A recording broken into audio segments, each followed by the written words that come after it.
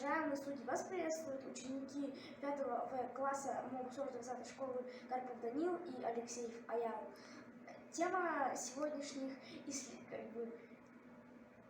исследований – историческая реконструкция как способ повышения интереса у школьников изучения событий военной истории. Нам интересно, как сражаться в реальной жизни и там показать, как реконструкция. Историческая реконструкция включает в себя сбор и много интересного, и включая в себя защиту и умение сражаться. Цель исследования и гипотезы исследования, задачи исследования.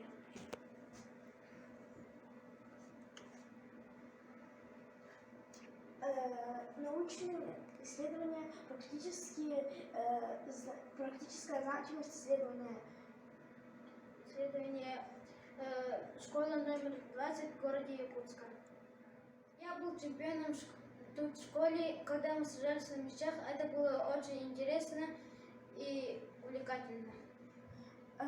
Мы готовились еще дома, готовили специальные мягкие мячи и приходили в школу и сражались. Мы получили опыт сражения и защиту на мячах. Ну и не только. Там много физкультуры, довольно спортивное занятие. Еще это планируемые мероприятия, мы хотим призывать к этому еще большие классы многих людей и, возможно, школы. Это до того, как детям нравилось изучать историю, и после. Заключение – это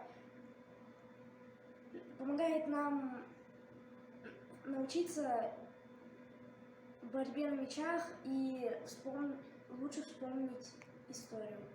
Мы узнаем, как они сражались в древнем мире, в Греции.